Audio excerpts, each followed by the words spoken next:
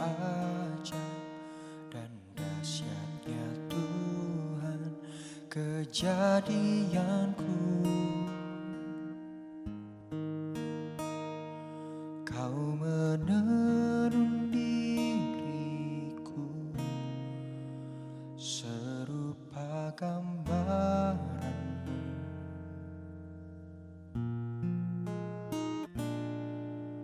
Sungguh berharga di matamu Tuhan kehidupanku.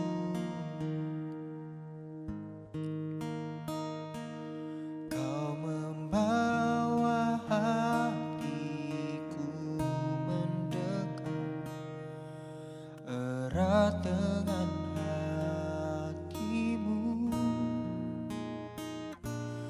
Ku mengangkat wajahku memandang keindahanmu, Yesus. Syukur bagi kesetiaanmu di sepanjang hidupku. Dan ku angkat tanganku ke tata kasih dan karuniamu. Tak sekalipun kau tinggalkanku, Yesus sahabatku.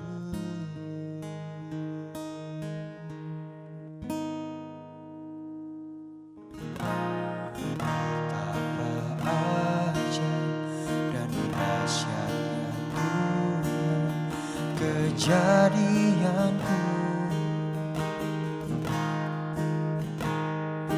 Kau menenun diriku serupa gambaranmu.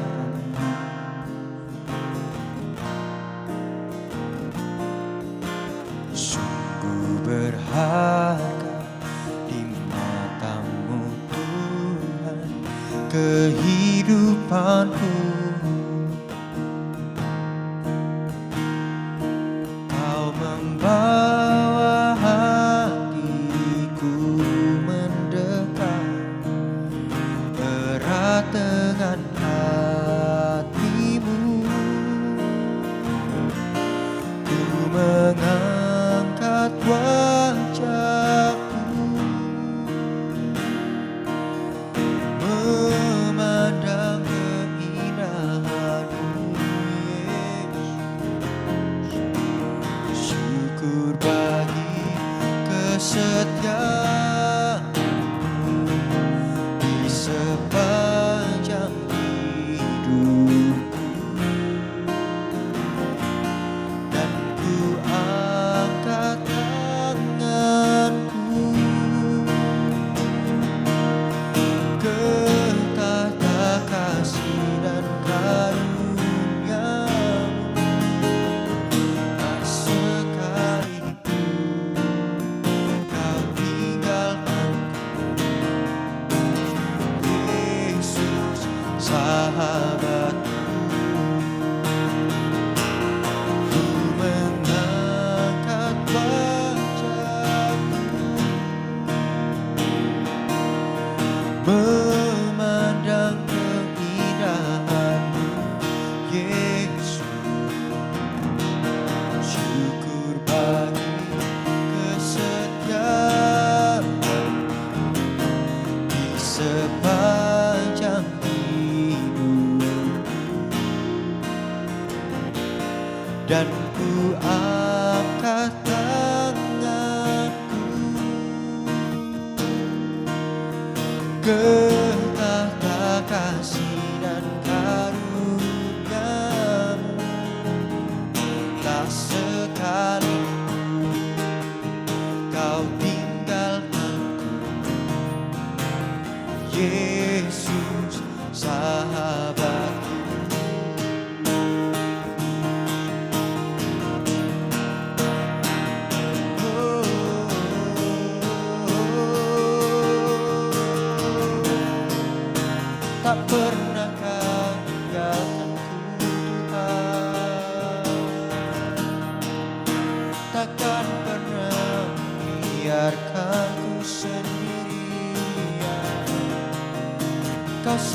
selalu bersamaku Bapa. Kau selalu menuntunku Tuhan, dalam segala hal Kau selalu setia.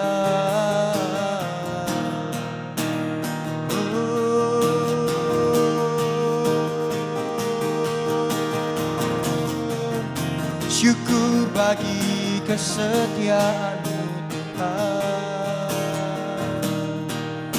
syukur bagi kebaikan-Mu Bapa.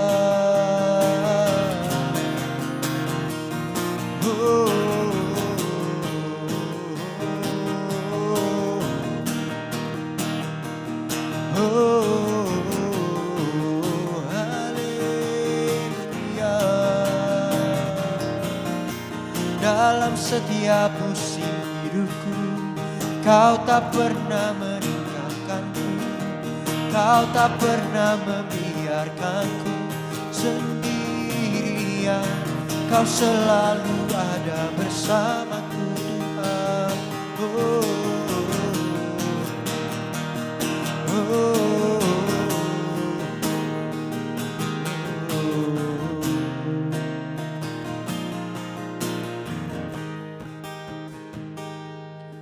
Terima kasih Kau setia, terima kasih Kau tak pernah tinggalkanku.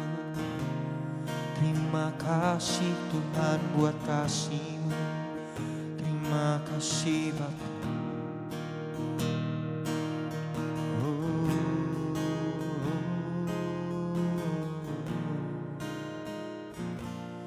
Ku mengangkat wajahku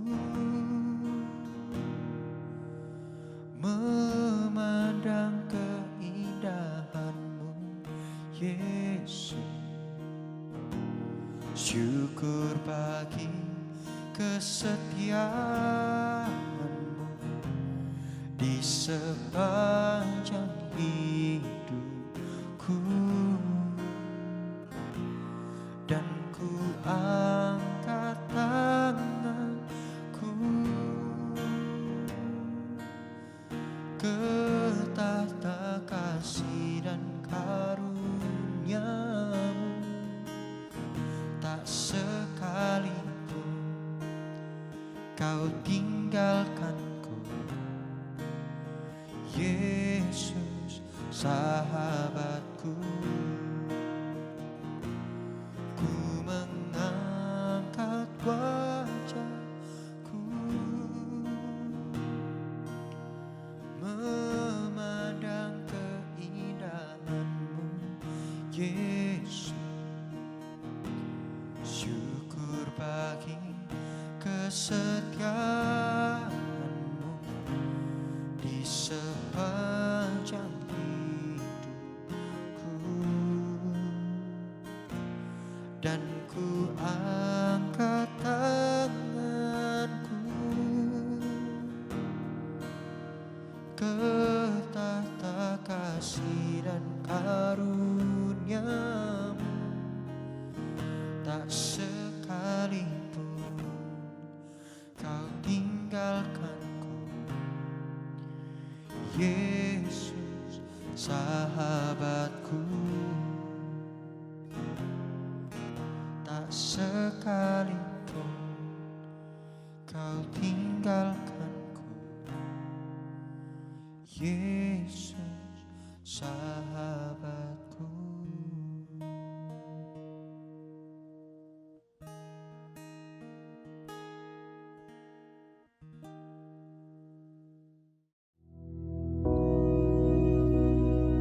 Bapa kami yang di surga, dikuduskanlah nama-Mu, datanglah kerajaan-Mu, jadilah kehendak-Mu di bumi seperti di surga. Berikanlah kami pada hari ini makanan kami yang secukupnya, dan ampunilah kami akan kesalahan kami, seperti kami juga mengampuni orang yang bersalah kepada kami. Dan janganlah membawa kami ke dalam pencobaan, tetapi lepaskanlah kami daripada yang jahat. Karena Engkaulah yang empunya kerajaan dan kuasa dan kemuliaan sampai selama-lamanya. Amin.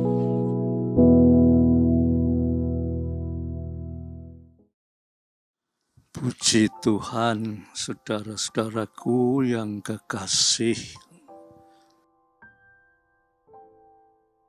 Pada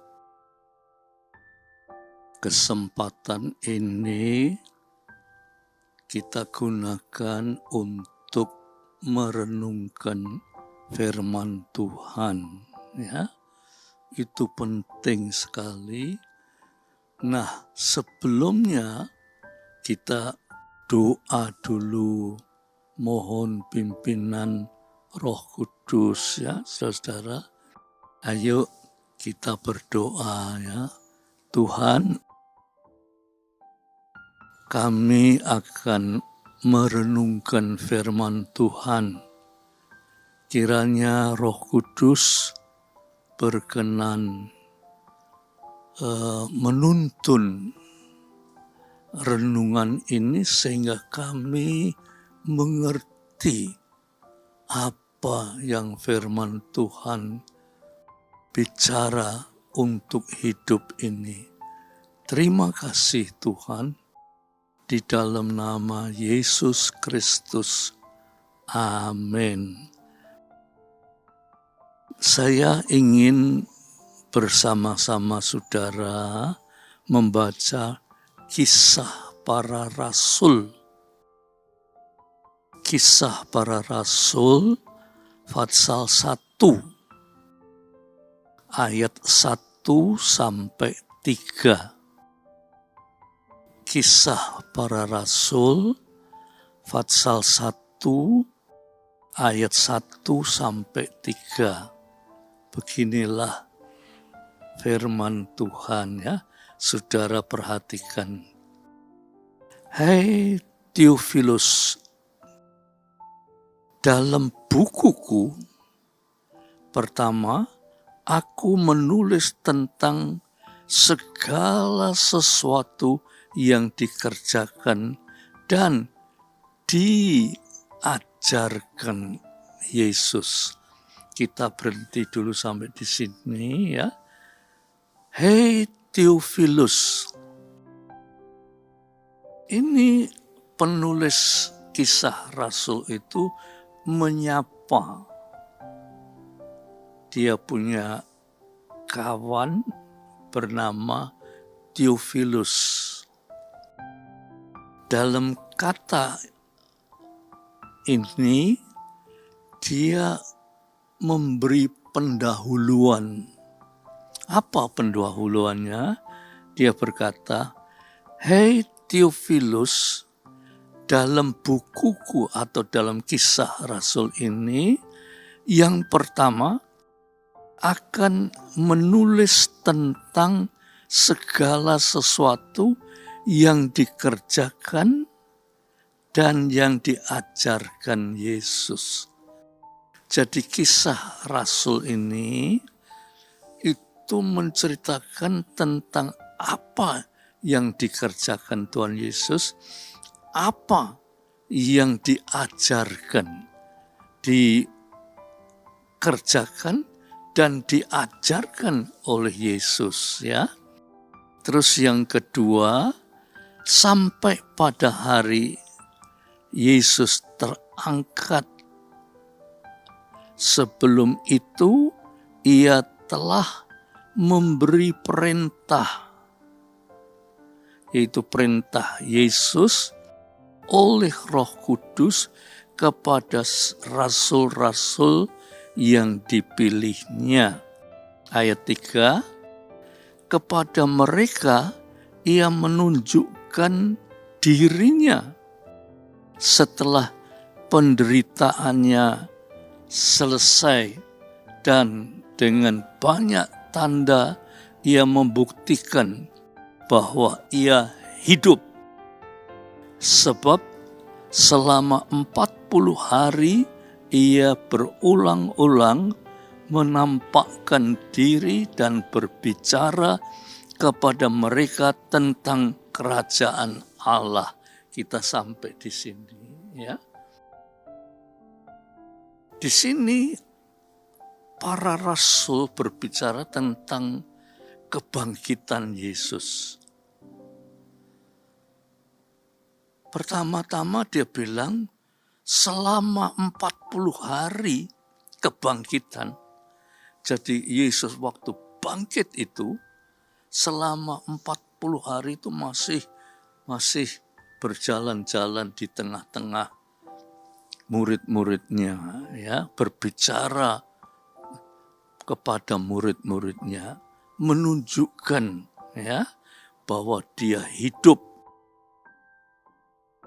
Dia itu bukan Allah yang mati, tetapi Allah yang hidup. Dan Allah yang hidup ini, saudara-saudara, dia bukan hidup dihidupkan, ya, bukan hidup dihidupkan, tetapi dia hidup. Sebab sebetulnya dia tidak bisa mati. Dia itu Allah yang hidup. Bahkan menurut kitab suci, Allah yang saudara sembah dan Allah yang saya sembah itu Allah yang hidup kekal. Saudara bisa membayangkan hidup kekal? Upama saudara, ya, saudara hidup di dunia ini, sekarang saudara sudah mencapai usia 50, 60, 70, apalagi seperti Pak Usia ini sudah 90 lebih. Itu rasanya sudah lama sekali hidup di dunia. Tetapi belum pernah membayangkan apa sebetulnya hidup kekal itu, belum pernah membayangkan. Cuma hidup ini lama, tetapi selama-lamanya hidup di dunia ini, manusia itu pasti mati. Manusia itu pasti mati. Tetapi Yesus ini, saudara-saudara, dia itu Allah. Dia datang ke dunia itu sebagai manusia. Dan sebagai manusia dia persis seperti manusia. Dan karena dia disalibkan, disiksa, disengsarakan sedemikian rupa sampai dia mati karena dia manusia. Tetapi Yesus adalah manusia titisan Allah. Allah nitis menjadi manusia. Allah itu tidak bisa mati. Allah itu hidup, dan hidup itu mencapai hidup yang kekal. Maka itu dia tidak bisa mati. Pada hari yang ketiga dia bangkit. Itu kita rayakan minggu yang lalu, ya. Sekarang ini Yesus pada waktu itu masih berada di bumi ini untuk menyatakan kepada dunia selama 40 hari bahwa dia itu hidup. Sekalipun disalib, disiksa, disengsarakan, dia tidak akan mati sebab dia itu Allah. Ya, saudara-saudara, oleh sebab itu, saudara-saudara, waktu kita ini percaya baik Tuhan, itu saudara dan saya itu bukan percaya Tuhan yang mati. Tetapi kita ini percaya pada Tuhan yang hidup. Namun, seringkali saudara-saudara, karena kami ini manusia, ya, manusia itu yang mati, ya. Lantas cara berpikir kita itu lain, ya. Misalnya Yesus hidup karena dia Allah. Kita tahu Yesus itu hidup. Tetapi karena kita manusia itu terbatas. Sehingga ya Yesus hidup. Paskah ya merayakan Yesus hidup. Tetapi kita tidak merasakan Yesus itu hidup di dalam kehidupan kita. Sebagai anak-anak Tuhan, kita percaya Yesus hidup, tetapi kita sering ya, merasakan bahwa kok hidup kita itu rasanya Yesus tidak hidup di dalam hidup kita. Nah, oleh sebab itu kesempatan ini, saudara, ya, kita mengajak saudara semua untuk merenungkan. Merenungkan saja tidak cukup, tetapi untuk mengerti bagaimana dalam hidup kita itu bisa mengimani bahwa Kristus hidup di dalam hidup kita. Kalau Kristus hidup di dalam hidup kita, saudara, kita mengalami hidup di dunia ini banyak masalah. Ya, sehingga karena masalah itu kita menderita.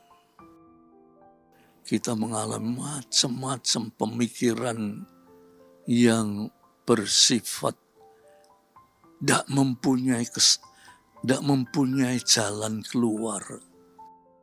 Tetapi kalau kita mengimani Yesus hidup di dalam kehidupan kita, saudara, maka kita ini lantas cara berpikir lain.